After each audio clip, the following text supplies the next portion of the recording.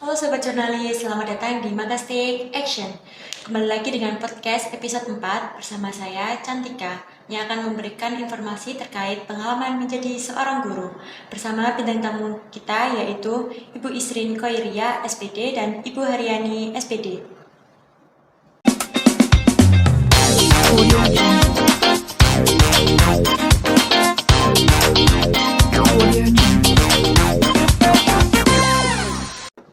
Selamat siang Ibu. Selamat siang. Bagaimana kabarnya hari ini? Alhamdulillah. Baik. Capek tapi baik. Baik. Lumayan capek sih. Gimana hari ini? Gimana harinya? Ya, alhamdulillah hari ini bisa terlewati dengan baik atas izin Allah. Setelah beberapa hari mendapat gempuran ujian. Ya. Kalau Sensei Kalau saya hari ini alhamdulillah sehat, baik. Meskipun cuaca ya kayak gini, ini juga suara masih serak-serak. Ya, capek cuma ya lumayan capek juga. Kalau minggu lalu mungkin enak ya Bu Isrin ya. Ada tanggal merahnya berapa Oh, itu? iya, Kalau iya, minggu ini betul. udah ada tanggal merahnya, jadi Tapi membayangkan itu capek banget. Tapi aku tanggal merah 4 hari Kak ngerasa. Oh iya, karena ada sesuatu, Iya. ada something. Tapi gak apa-apa, alhamdulillah. Yang penting sehat. Sudah terlewati dengan baik juga. Yang Oke. penting sehat. Tetap semangat, pasti. Ya, pasti. Jadi saya akan menanyakan beberapa pertanyaan untuk Ibu. Oke. Untuk yang pertama, berapa tahun sih Ibu mengajar di sekolah ini? Jadi guru apa di sekolah ini ya? Jadi guru. Oh, kalau saya jadi guru itu mulai 2006. Kalau sekarang 2023 berarti 2024 berarti berapa Bu Isrin? Ya berarti 2006. Hampir 18 tahun. 18 tahun. Itu kalau jadi guru. Tapi kalau di SMA Bayangkari mulainya 2010 sampai 2024 berarti 14 tahun. Ya. Kalau saya 15 tahun kurang lebih. Mulai tahun 2009 karena memang setelah saya lulus dari apa itu namanya perguruan Universitas. tinggi itu 1 bulan setelah itu alhamdulillah langsung di sini. Ini Udah, kebetulan sampai sekarang. Kebetulan saya sama Bu Isrin itu umurnya paling selisih berapa tahun, makanya Selisih untuk 3 pengabdian tahunan. menjadi Iya. guru pun selisihnya juga 3 Iya. tahun. Kebetulan Bu Isrin juga setelah lulus langsung ngajar di sini. Saya lulus juga Nggak di sebenarnya sini, ada sih, iya. nggak di sini, cuma ada Di beberapa pengalaman sebelum jadi guru di sini. Itu Ya. aja. Apa yang menjadi motivasi Ibu sebagai seorang guru agar bisa menjadi guru? Kayak motivasi sebagai guru. Oh, motivasi untuk menjadi seorang guru gitu Iya. kan? Motivasi sebelum kita jadi guru. Iya. Kalau- Latar belakang Latar mungkin. belakang ya. Ya. Kalau saya sih sebenarnya dari awal jujur. Kalau saya sebenarnya dari awal itu dulu tidak ada cita-cita sebenarnya jadi guru itu tidak ada. Bahkan waktu SMA seumuran kalian itu saya cita-citanya mungkin sama juga dengan kalian sekarang. Cita-cita itu ganti-ganti. Ya, dulu saya itu pernah kepikiran jadi polwan.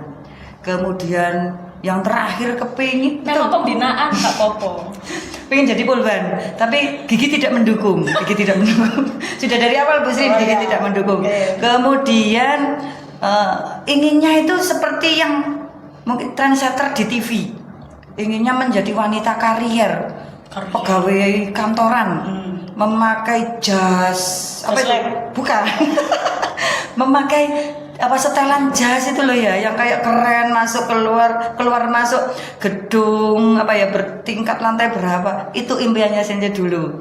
Kemudian Sensei masuk di Universitas Negeri Surabaya, Sensei Universitas UNESA, jurusan S1 Pendidikan Bahasa Jepang pun saya tidak tahu.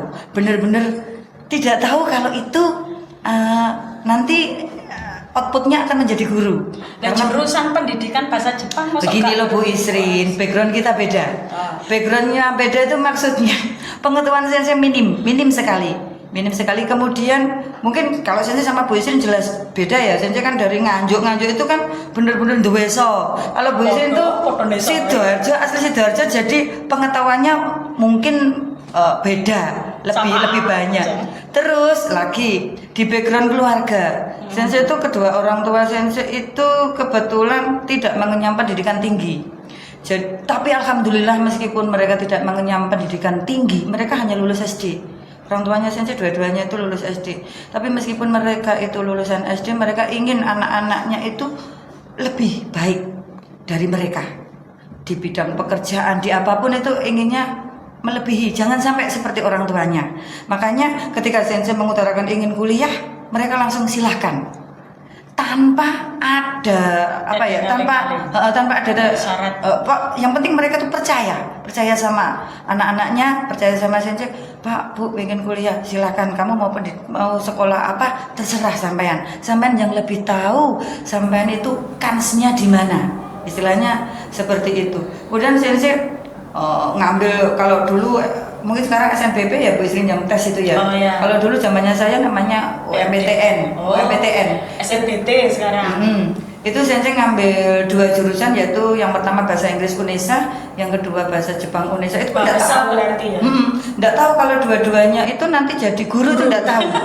Terus pokok kuliah karena apa? Sensei melihat di nilai SMA itu yang mendukung adalah bahasa Inggris dan bahasa Jepang. Akhirnya ya itu yang diambil. Kimia ya. Saya hitung-hitungan Iya, no. Bahasa ya, jadi bahasa. Kebetulan saya SMA-nya itu bahasa. Ya, jadi kalau saya hitung-hitungan itu sangat poor and less sekali, minim sekali. Ya. Kemudian ini panjang dan lebar tidak apa-apa. Tidak Tidak apa-apa. apa-apa. Oh, baik. Mumpung diwawancarai. Terus akhirnya ngambil bahasa Inggris pilihan 1, pilihan 2-nya ngambil Jepang. Ternyata di bahasa Inggris tidak keterima, tapi alhamdulillahnya di bahasa Jepangnya keterima. Masuk di bahasa Jepang semester 1, semester 2 pun enggak tahu itu nanti bakalan jadi guru. Karena waktu di kuliah itu, di bangku kuliah sama dosennya saja dikasih tahu nanti lapangan pekerjaannya itu banyak, nggak hanya guru, tapi bisa ke perusahaan. Nah, waktu itu Sensei pokok ke perusahaan karena masih berhubungan sama yang dilihat waktu SMA di TV-TV kan di perusahaan itu koyo ya opo ya penampilannya keren banget gitu loh. Ya, terus pas lulus pun Sensei tidak langsung lamar jadi guru. Tapi di perusahaan dulu. Di perusahaan dulu kebetulan cuma 6 bulan. Waktu itu di travel and tourism. Ya kebetulan waktu itu khusus menangani ekspatriat Jepang, dari orang-orang yang Jepang yang tinggal di Indonesia. Kalau mau tour atau di guide kita tujuannya ke Gunung Bromo sama Semeru. Sensei di situ. Khusus orang Jepang yang tinggal di Indonesia dan ingin ke Gunung Bromo dan Semeru. Itu yang betul-betul waktu itu kita kita fokuskan di perusahaan yang tempat Sensei kerja itu. Kemudian selama 6 bulan. Kenapa berhenti di situ? Kenapa berhenti dari tour dan guide itu? Karena Sensei berpikir seperti ini, perempuan waktu itu kebetulan ternyata di kantor itu tidak sesuai yang Sensei bayangkan dulu. Di kantor itu ternyata jam kerjanya Bu Isrin itu mulai jam 8 sampai jam 8 malam. Jam 8 pagi, mulainya jam 8 pagi sampai jam 4 sebenarnya jam kerja. Cuma kalau ada lembur, kalau ada lembur itu kan pasti lebih malam juga pulangnya. Belum kalau tour itu kan pasti di weekend, di hari Sabtu dan Minggu. Jadi Senin sampai Jumat itu kerja di kantor, kemudian Sabtu Minggu ada kerjaan ke mana itu Bromo atau Semeru. Itu akhirnya Sensei berpikir capek. Sebagai seorang perempuan kayaknya pekerjaan ini kurang cocok. Apalagi nanti Sensei kan masih berpikir ke masa depan ya. Nanti kalau sudah punya anak, punya keluarga bagaimana? Itu di hari aktif saja waktunya seperti ini, weekend tidak bisa. Akhirnya meskipun Sensei senang di situ, sebenarnya senang. Karena sesuai dengan bidangnya, sesuai dengan bahasa Jepangnya. Cuma Sensei mikir ke depannya. Akhirnya dengan berat hati juga ambil resiko terbesar juga cut di bulan saya lupa juga di 2005 pokoknya. Cut saya lulus 2004 Bu Isrin. 2004 lulus 2004 aku masuk 2004. Oh, jadi masih berarti kita beda 4 tahun. Terus kemudian nyoba ngelamar jadi guru. Nyoba betul-betul nyoba. Tapi alhamdulillahnya jalan itu lancar. Jadi nyoba ngelamar di Semanim waktu itu. Pak Semani alhamdulillah keterima. Kemudian pernah nyoba di SMA Kerembung keterima. Terus kemudian terakhir di SMA Bayangkari alhamdulillah bertahan sampai sekarang. Itu sebenarnya Bayangkari berarti sangat ternyata dari berbagai tempat ya, dari berbagai tempat nih SMA Kerembung Bayangkari. Ternyata yang lingkungan kerja sangat menyenangkan itu di di Bayangkari, SMA Bayangkari. Ya, jadi sebenarnya tidak ada karena aku kayak jadi tidak ada sebenarnya latar belakang khusus cita-cita ingin jadi guru, tidak ada. Itu mungkin bisa dibilang kesasar, tapi kesasar yang membawa berkah, yang menyenangkan dan ya membahagiakan buat saya. Ya. Bu Isrin. Oke. Kalau saya berbeda banget sama Bu Aryani karena memang backgroundnya mungkin beda backgroundnya sangat berbeda. Orang tua saya kebetulan dua-duanya guru. Pendidikan guru, ya ibu saya guru SD, ayah saya pengawas tapi ngajar juga, jadi guru juga. Kemudian ketika saya ditanya waktu SD SMP itu kalau cita-citanya apa, secara tidak sadar saya ngomongnya jadi guru. Ya itu pun hanya karena mungkin setiap hari melihat ayah sama ibunya, karena figur saya seorang ibu dan seorang ayah contoh itu langsung. kok kayaknya enak gitu jadi guru. Apa itu namanya, berangkatnya jam 6:30, pulangnya waktu itu ya sekitar jam 12-an ya, nggak kayak sekarang kan kurikulumnya ya. Kok enak ya, sore-sore enak bisa ngumpul sama keluarga. Kemudian kalau malam juga enak bisa ngumpul sama keluarga, nggak ada sip-sipan gitu. Jadi kalau ditanya cita-citanya apa, memang saya dari pasti awal bilang jadi guru. Kemudian ketika SMA, kebetulan waktu SMA itu saya senang sekali dengan pelajaran kimia. Saya menyenangi 2 pelajaran waktu SMA. Yang pertama itu pelajaran kimia, yang kedua PJOK. Saya jauh banget Bu Isrin. Kalau hitung-hitungan itu berarti otak kanan apa otak kiri Bu Isrin? Kanan kayaknya. Oh, kanan. Ya. Saya nggak tahu ya mau otak kanan otak kiri. Intinya saya suka 2 pelajaran itu, kimia sama PJOK. Karena pada saat itu saya ketika kecil sampai menginjak remaja, itu lari saya itu termasuk lari yang cepat. Berarti betisnya sampean itu besar, gede. Soalnya kuat lari ya. Bisa dicek. Kemudian ketika mau lulus kan otomatis kita dijaring, kayak misalkan ya zaman sekarang itu kan anak-anak daftar SNPP macam-macam gitu ya. Nah, saya pikirannya ya cuma satu, pengen jadi guru. Jadi otomatis ambil jurusan pun ya saya sesuaikan dengan keinginan atau dengan cita-cita saya. Berarti saya ke pendidikan. Waktu itu saya ambil di UNESA pendidikan kimia, ternyata enggak lolos. Ya, enggak lolos. Grade-nya tinggi. Tidak. Enggak lolos, intinya enggak lolos. Saya kalah di tes wawancara. Kemudian ketika itu selesai, teman-teman saya pada lolos. Teman-teman saya satu kelas itu yang daftar ke UNESA waktu itu namanya PMDK. Jadi SNBP yang sekarang zaman saya itu namanya PMDK. Nah, teman-teman saya banyak yang lolos ke UNESA. Jadi saya berkecil hati, ya Allah, kanca-kancaku akeh sing lolos. Kimia itu Bu Isrin? Enggak, dari lain. berbagai jurusan. Kemudian guru saya bilang begini, "Rin, ada PMDK ke Malang." Iya Pak, tapi hari ini harus sudah ngirim berkas. Jadi waktu itu nilai yang diambil apa? Waktu itu nilai yang diambil adalah fotokopi rapot. Ya, fotokopi rapot. Ya, saya tinggal fotokopi rapot, tidak menyertakan apapun, hanya fotokopi rapot dan formulir pendaftaran. Sedangkan waktu saya daftar di UNESA, banyak yang harus disertakan. Banyak yang saya sertakan banyak. Rapot, sertifikat itu banyak yang saya sertakan. Ternyata saya malah gagal. Kemudian ketika ke UM itu Universitas Negeri Malang, ya. Nah, itu saya asal-asalan. Aduh, wong sing waktu itu kan UNESA pendidikan kimianya itu C, akreditasinya masih C. Sedangkan pendidikan kimia di UM itu B. Tapi saya diminta untuk daftar sama guru saya.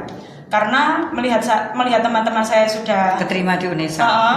kok saya belum, akhirnya dicarikan jalan. Dikasih peluang. Terus akhirnya saya bilang begini, oke lah, ya disuruh daftar ya daftar saja. Tapi Saya mungkin bilang nggak sesemangat yang di UNESA. Betul. Di dalam hati saya begini, wong sing UNESA akreditasi cek gak iso nembus, apa malah sing B. Di dalam hati saya begitu, tapi ternyata apa yang di logika kita itu tidak berlaku sama sekali dengan ketentuan Tuhan Yang Maha Esa ya. Iya. Ternyata setelah saya beberapa waktu menunggu pengumuman, saya justru keterima di pendidikan kimia UM. Dan ketika itu saya melihat dari 12 mahasiswa yang diterima sejatim, waktu itu sejatim ya, saya itu urutan nomor 11. Saya urutan nomor 11.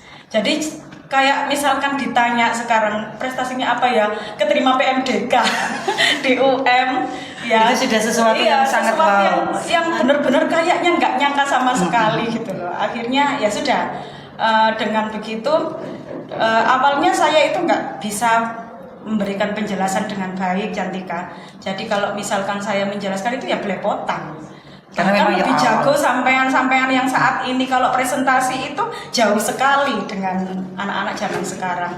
Tapi dengan beberapa tahun saya belajar itu, saya tahu, oh saya itu dulu kelemahannya kalau misalkan ini ya ngajar. Oh saya dulu kelemahannya di sini, berarti anak-anak nggak boleh seperti bingung ini. Seperti saya. Saya harus menjelaskannya dari akar permasalahan ini. Jadi begitu. Ya intinya dengan saya punya latar belakang orang tua saya menjadi guru, saya pun juga kepingin menjadi guru. Bahkan bukan orang tua saja, mbah saya itu juga guru. Pak D, Bude, Pak Le, Bule, kakak saya itu semuanya juga jadi guru. Bahkan ibu saya punya cita-cita begini. Ibu saya kan guru SD. Ya, guru SD. Ibu saya bilang begini, kalau saya guru SD berarti anak-anak saya harus mengajar anak SMP atau SMA di atasnya SD. Mbak saya itu di tingkat SMP, saya di SMA. Ya, kurang gitu. Jadi memang betul-betul berbeda ya Bu Srin background-nya. Iya. Tapi kita dipertemukan di satu tempat yang sama. Untuk tantangan terbesar dari beliau ini sebagai seorang guru. Saya dulu ya. Gini, tantangan terbesar saya itu sebenarnya awalnya waktu saya jadi guru itu saya merasa tantangan terbesar saya itu ada di materi. Tapi ternyata setelah saya terjun beberapa 1 tahun 2 tahun, oh ternyata materi itu mudah kok. Apalagi anak-anak itu dasarnya belum. Jadi tantangannya itu justru ke sikap siswa, ke sikap siswa. Saya pernah menjadi guru lintas mata pelajaran di sekolah ini. Kebetulan waktu itu di awal kurikulum 2013, pelajaran matematika itu kan jamnya banyak, sampai kurang guru. Akhirnya saya diminta untuk membantu guru matematika mengajar matematika. Jadi waktu itu saya ngajar matematika itu salah satunya, mohon maaf ya, ini bukan berarti membanding-bandingkan antara jurusan satu dengan jurusan yang lain. Waktu itu saya diminta untuk mengajar di kelas IPS, kelas 10 IPS. Ya, itu memang materi itu sangat mudah sekali sebenarnya, sangat sederhana. Tetapi bagaimana cara kita mengolah siswa sehingga menjadi tertarik dengan pelajaran kita. Misalkan kadang-kadang anak-anak kan sukanya begini, kalau saya jadi siswa dulu itu kan begini, aku nek misalnya seneng gurune ya seneng pelajaran nih, gitu kan ya. Nah, itu adalah rumus yang saya pegang. Jadi bagaimana anak-anak itu menyukai saya dulu. Kalau mereka sudah suka dengan saya bisa menggiring mereka ke mata pelajaran yang mereka tidak suka. Jadi pada saat itu tantangannya terbesarnya ya tentang sikap siswa, bagaimana mengolah siswa agar walaupun tidak minat dengan pelajaran yang kita ajarkan, setidaknya itu mereka mau mendengarkan dan memperhatikan. Tantangan itu masih ada Bu Irin sampai sekarang? Sampai sekarang ya masih, tetapi kayaknya saya ketemu dengan anak-anak hebat di tahun ini Bu Har, 2 tahun ini ya. Jadi tantangan itu kayaknya sudah mulai pudar ya. Apalagi di kurikulum Merdeka ini kan nggak ada penjurusan ya. Ternyata dampaknya juga cukup besar ke siswa dalam memperhatikan pelajaran kita, itu ternyata dampaknya juga cukup besar. Oke, kalau saya tantangan sebenarnya dibilang besar ya besar, tapi memang yang terbesar itu ya pertama kali saat menjadi guru, yaitu mungkin di mental. Saya yakin ini dialami oleh semua guru atau calon guru, Ya, guru betul. baru atau calon guru itu pasti di mental. Betul. Karena apa? Menghadapi orang itu berbeda dengan menghadapi barang atau benda mati.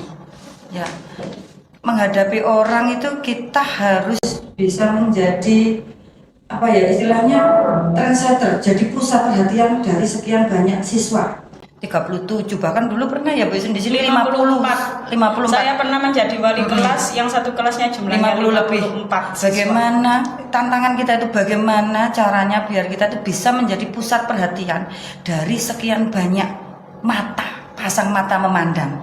Nah, itu tiap tahun pasti beda kan, bahkan dalam 1 tahun pun beda.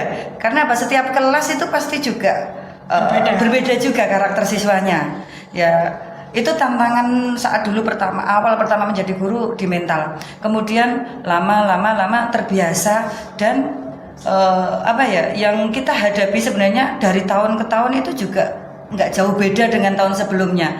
Pasti ada karakter siswa seperti A, B, C, itu macam-macamnya pasti ada. Dan kalau sudah lama menjadi guru, Bapak Ibu guru yang senior itu saya yakin sudah punya rumusnya, sudah tahu bagaimana caranya menghadapi kelas yang seperti ini, anak seperti ini, itu Bapak Ibu guru itu sudah tahu. Ya, jadi tantangan terbesar itu sebenarnya di saat pertama menjadi guru. Kalau sudah lama-lama tambah tahun itu insya Allah tetap bisa kita hadapi dan kita atasi. Oh iya, tadi Bu Isrin bilang sudah pernah menjadi guru lintas lintas jurusan. pelajaran. Itu kita sebagai guru itu sebenarnya harus siap. Harus siap misalkan tidak mengajar sesuai dengan bidang kita. Bu Isrin pernah ngajar matematika, saya pernah ngajar PKN. Beda jauh dengan bahasa ya. PKN pernah, terus bahasa Jawa juga pernah. Tapi setiap guru saya yakin pasti punya formula meskipun tidak mengajar sesuai bidangnya, itu pasti sudah punya formula. Saya harus seperti ini itu, sehingga bisa membuat kelas itu menjadi berjalan dengan lebih efektif, lebih menyenangkan. Itu intinya ya tetap harus belajar. Ada tantangan belajar. Itu aja. Menjadi guru lintas pelajaran itu juga tantangan tersendiri ya Bu Isin ya. Karena memang harus belajar. Ngajar PKN itu saya kalau di rumah buku itu saya bawa pulang, dipelajari. Ya, sama kayak bahasa Jawa, pokoknya yang tidak sesuai bidang, saya yakin Bapak Ibu guru yang yang ngajar tidak sesuai bidangnya itu berarti usahanya itu benar-benar effortnya itu pasti besar. Karena itu sebuah tantangan. Untuk momen yang paling berkesan di Ibu Isrin dan Bu Haryani itu apa saja?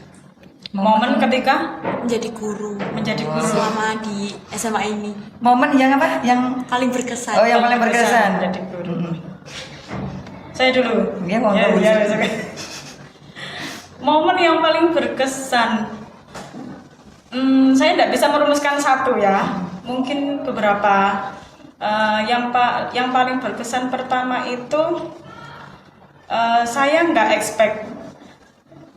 Ternyata seneng banget kalau misalkan ketika momen hari raya gitu ya, ternyata ada siswa kita itu yang datang ke rumah kita tanpa membawa apa-apa. Kamu ke rumah saya niatnya silaturahmi sendirian. Niatnya silaturahmi itu saya benar-benar ya Allah, kok seperti ini ya penghargaannya anak-anak. Saya merasa benar-benar dihargai. Bahkan sampai tahun ini saya punya anak didik ya. Waktu itu di tahun 2013 lulus 2014 sampai sekarang sudah punya anak, masih silaturahmi, punya istri, punya anak. Setiap tahun itu masih datang ke rumah saya.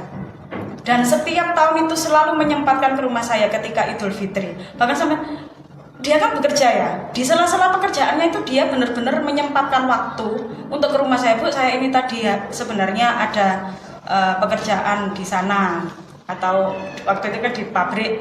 Dia kan di pabrik, jadi saya menyempatkan Bu ke sini. Ya Allah, wes nek memang ada kesibukan ya nggak usah apa itu namanya di sini ke sini enggak apa-apa, pakai WA aja, via WA aja kan enggak apa-apa.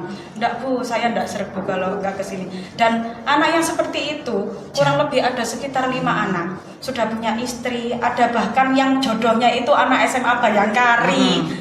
Itu juga sepasang suami istri itu datang ke rumah, kemudian ada yang sampai bawa anak ke rumah saya itu. Berarti sudah jadi mbah-mbah ya Bu Sri kita? Iya, saya udah jadi mama.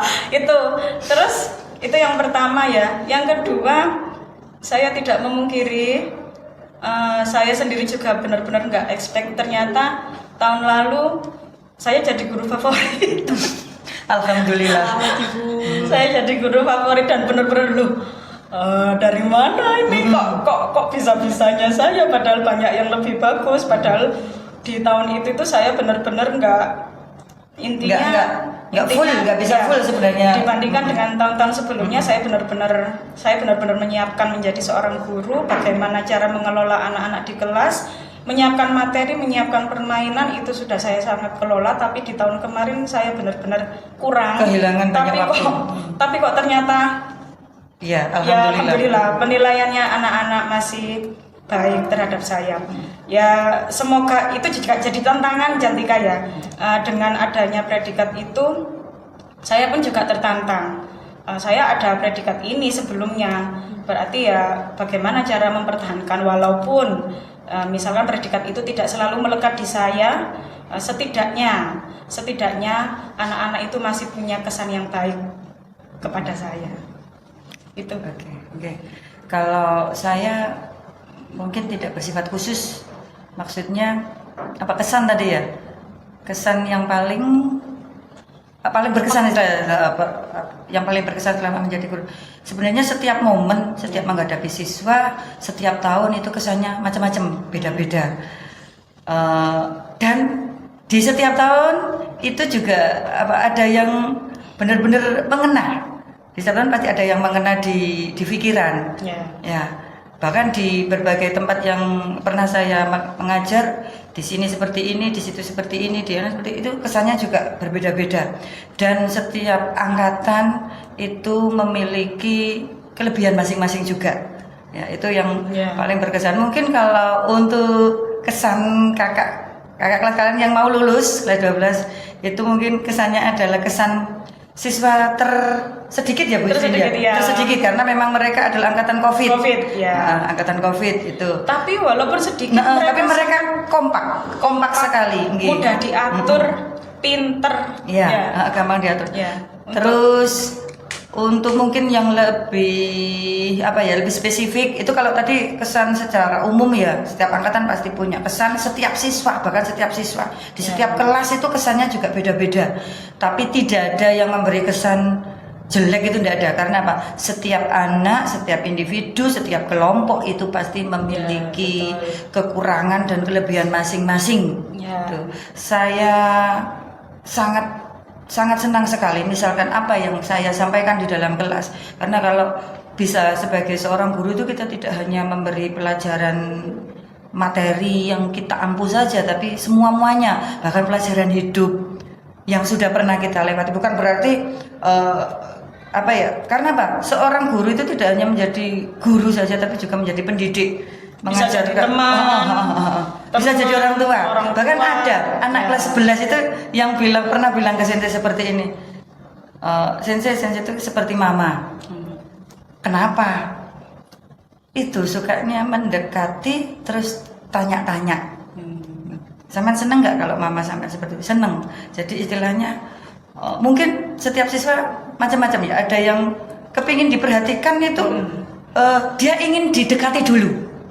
Ada yang bisa langsung ngobrol mungkin, tapi setiap siswa karakternya masing-masing. Kalimat tersebut itu menurut Sensei berarti memang apa ya, berkesan sekali karena berarti memang setiap siswa itu gitu. Makanya kadang di kelas itu saya tidak langsung to the point ke materi pelajaran, bahkan kadang pernah 1 jam 2 jam itu nggak pelajaran. Karena apa? Karena menurut saya moral, attitude, sosialnya anak-anak itu perlu dibangun. Karena apa? Zaman saya sama zamannya kalian ini berbeda. Sangat berbeda. Kalau zaman saya itu, kalau sama zaman saya sama Bu Isrin mungkin masih tantangan 12 ya. Tantangan terbesarnya adalah fasilitas ya, Bu Isrin. Kita fasilitasnya minim. Ya. Kalau zaman sampean sekarang ini fasilitas sudah sangat lengkap, tapi penyaringnya yang susah. Kemauan juga sih sebenarnya. Sama effortnya juga ya. Jadi perlu perlu pendekatan yang emosional yang mungkin beda dengan zaman saya dan Bu Isrin. Zaman saya sama Bu Isrin dimarahi dilihat orang tua gitu sudah takut. Ya, apalagi sampai orang tua marah, guru marah itu sudah takut. Ya, jadi kalian semua punya kesan masing-masing. Ya, dan kalian semua yang jelas hebat semua. Dari angkatan berapa sampai sekarang. Jadi anak itu kan kecerdasannya berbeda-beda. Kalau misalkan ada anak yang, saya sendiri kalau di kelas juga tidak pengen kok, maksudnya anak-anak itu pintar di pelajaran saya, ya saya sadar. Ya tidak mau memaksa ya. Tapi kita yakin ya Bu Isrin, dari keberapa itu 17 mata pelajaran itu pasti salah satu itu nanti akan menjadi rezeki buat anak-anak masing-masing itu pasti. Karena apa?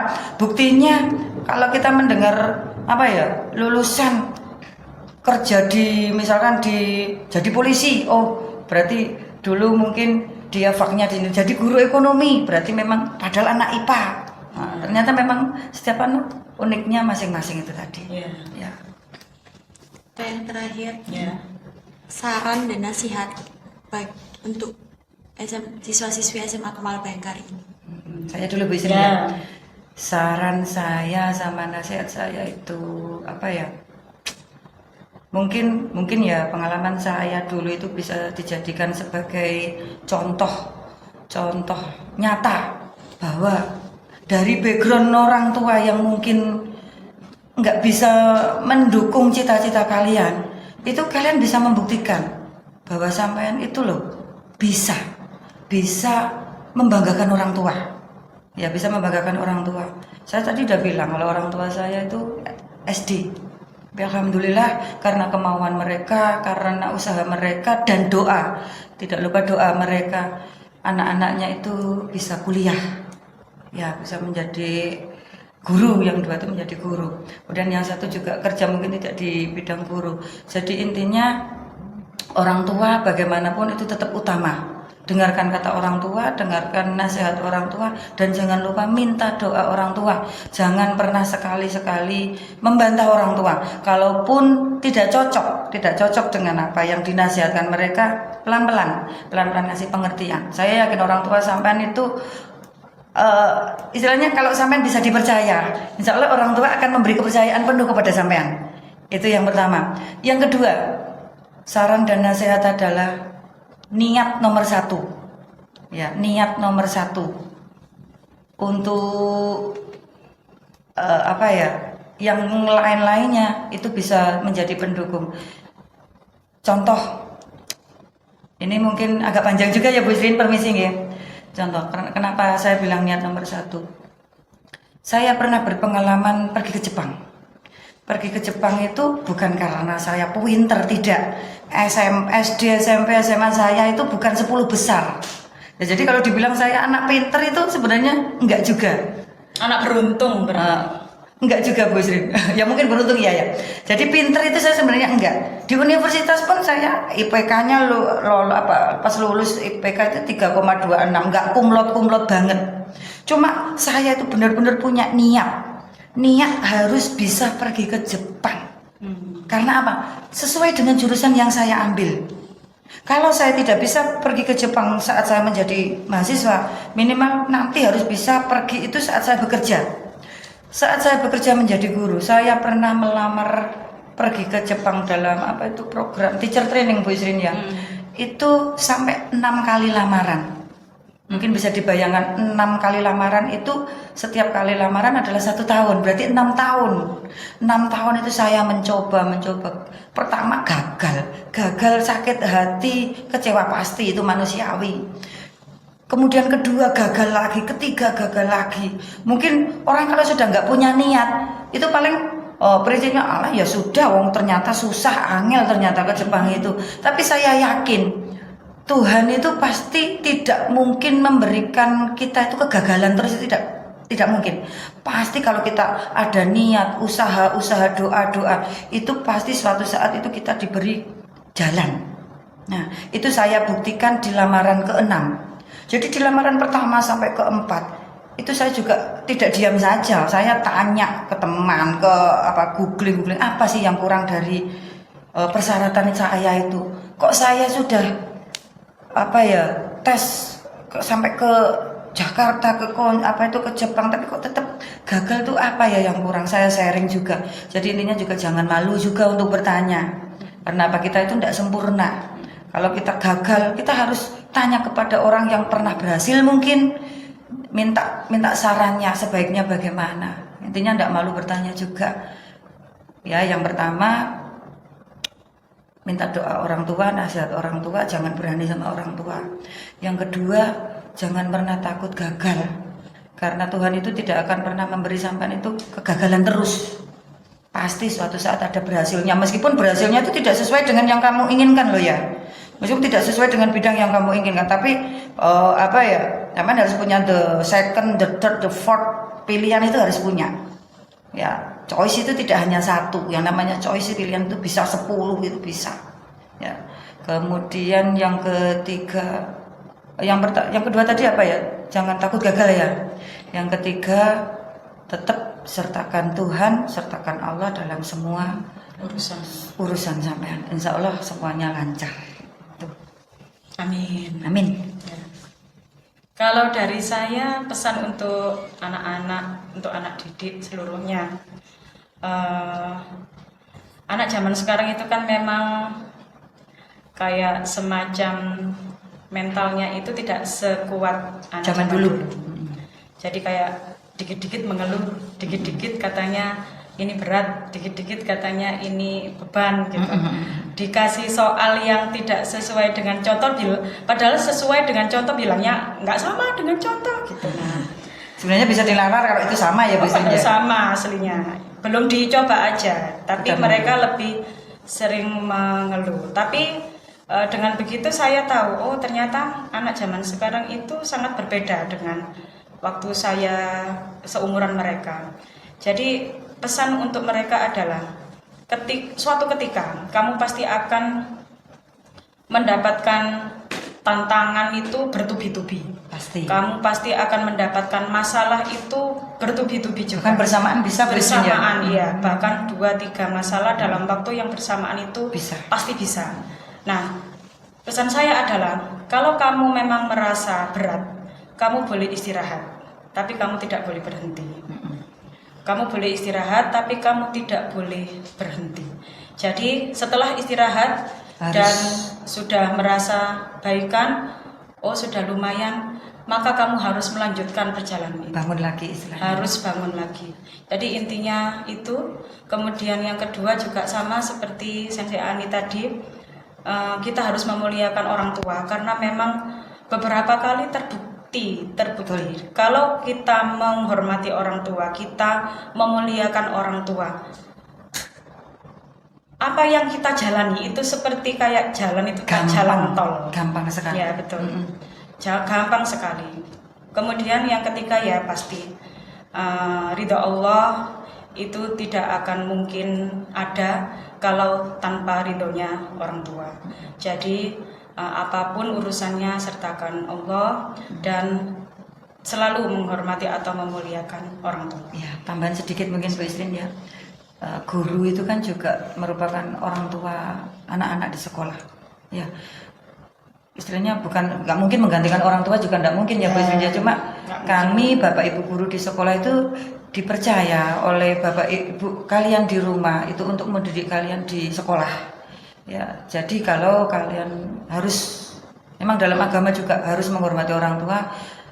Seyogyanya itu kalian juga bisa menempatkan guru itu juga tinggi derajatnya Bu Isrin. Ya jelas tidak sama dengan derajat orang tua enggak, tapi alangkah baiknya seyogyanya kalian menempatkan guru itu juga ada di tempat yang tertinggi. Bagaimanapun juga kekurangan kami pasti Bapak Ibu guru itu pasti banyak kekurangan juga, itu tetap dihargai, diajeni seperti kalian menghormati dan menghargai, mengajeni orang tua kalian, karena Bapak Ibu guru itu juga pengganti orang tua kalian saat ada di sekolah. Itu aja. Kami ngomong begini itu juga bukan berarti omong kosong ya. Jadi kalau misalkan misalnya saya bilang ke murid, anak-anak hormati guru. Saya pun juga pernah menjadi murid. Betul. Jadi otomatis kalau misalkan saya bertemu dengan guru saya, ya seyogyanya bagaimana memperlakukan seorang guru, itu ya saya lakukan. Walaupun guru saya itu sudah pensiun, sudah tidak menjadi guru, karena tidak ada yang namanya mantan guru. Tidak ada. Ya, guru ya dari awal sampai akhir ya itu guru saya. Tidak mungkin kita bilang, "Iku mantan guruku." Tidak mungkin ada kalimat seperti itu. Ada satu kalimat Bu Isrin yang selalu terpatri di Dada. otak saya. Oh, di otak. Mungkin Bu Isrin pernah membaca status saya itu. Mengabdilah, Status nake. mengabdilah maka ilmumu akan berkah. Gitu. Mengabdilah dimanapun tempat kita berada. Mengabdi itu bukan berarti kita enggak. Tapi kita bertanggung jawab sepenuhnya dengan posisi kita. Sebagai siswa bagaimana? Sebagai anak bagaimana? Saya Bu Isrin sebagai guru bagaimana? Jadi, saya pun juga mengabdi kepada siswa loh ya. Ya, kami pun sebagai guru juga bagaimana menghormati seorang siswa, memperlakukan seorang siswa kita tahu. Jadi nggak sembarangan memperlakukan siswa. Jadi kami menganggap Bapak Ibu guru itu menganggap siswa juga sebagai murid. Ketemu sama orang itu ya nggak ngomong gini nggak ada, akhirnya nggak ada kayak gitu-gituan. Jadi kesehatan mental tetap terjaga. Betul. Dan itu kurang lebih. Baik Bu, terima kasih ya. Banyak sekali. Sama-sama. Iya. Kita terlalu panjang ya. Harusnya jadwalnya tuh berapa menit sih? 30 menit paling sampai. Enggak, 20 katanya. Ya betul 20 ya harusnya ya. Enggak apa-apa Bu. Enggak, harusnya sebenarnya berapa menit? 20. Kurang lebih 20 menit. Kita ini tadi berapa jam? Berapa ya? Berapa? 14.23. 40 menit. 40 menit ya Allah. Enggak apa-apa, lumrah ya. Maaf. Kalau melebihi batas waktunya. Jam pulang, Bu. Terima kasih Bu. Sama-sama. Ceritanya dan sarannya. Ya. Semoga kalian semua sukses ya, anak-anak ya. Ya, untuk Magastik Sukses selalu. sukses selalu. Cukup sekian podcast dari Senja Haryani dan Bu Isrin. Jangan lupa saksikan podcast episode selanjutnya. Terima kasih. Dadah.